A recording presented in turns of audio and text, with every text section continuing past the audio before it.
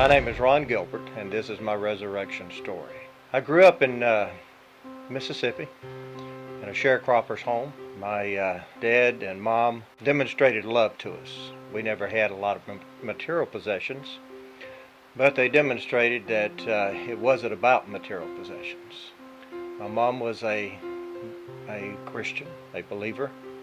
My dad was not. As I grew up and moved from Mississippi to Dallas, Texas, I met a young lady by the name of Diana. I noticed there was something different about her. And she had a true and living relationship with Jesus Christ. Now that was very intimidating to me, because I did not have that in my life. And I can still remember the first time I met her father. And I had asked him if I could take her out. That was in the days when you had to ask dads if you could take their daughters out. And he said, "Well, son, where do you go to church?" And I said, "Well, I don't really go to church." He said, "Well, if you date my daughter, you'll go to church." I dropped her off at home what time he said to drop her off, and it was about 45 minutes back to the house where I was living with my brother on the opposite side of Dallas. And as I walked in the house, the phone rang. And it was Diana's dad, and he said, "Where are you going to church tomorrow?" I said, "Could I go with you?" And he said, "You don't have to, but you're welcome to." First time I'd never even heard of a Nazarene. Walked into that church with them that next Sunday morning, and I began to meet a group of people that began to show me a different life. Well, from that point on, things began to change in my life. Just a few months later, I joined the U.S. Air Force and served in Japan and served in Korea. And the influences of that type of life were very strong. Returned home from the military, and Donna and I got married. She continued to live that beautiful Christian life. But my life, I played church for quite a while.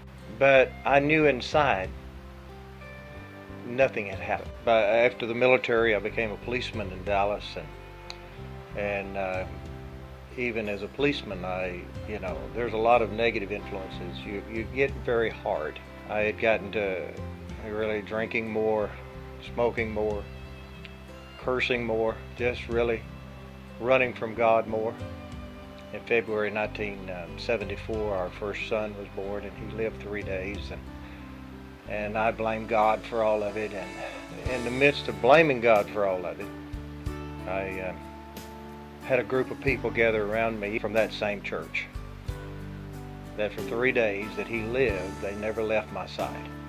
At December the 14th, 1975, I went to a children's Christmas program in full police uniform. And while I was standing at the back of the sanctuary with my arms crossed, leaning up against the back wall, watching those children, I felt something happen that I had never felt happen before. Because I had gotten hard, and I felt a tear begin to come down my face. And the next thing I knew, with those children doing the Christmas program, I ran to the altar and I gave my heart to Jesus. I asked God to forgive me of my sins. I got up, and it was just like, man, I was walking on air. The pastor got up and he said, "Today I feel like I need to share from the 6th chapter of the book of Isaiah about who will go for us." And before I left that service, I was back at the altar again, surrendering to a call to preach.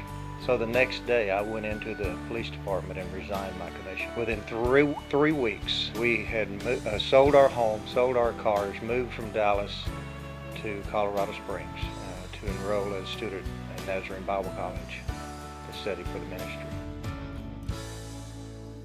My wife and I have been privileged to pastor several churches. We've served as missionaries in several countries.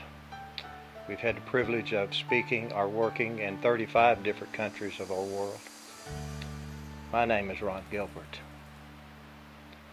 but I no longer live, but Christ Jesus lives in me.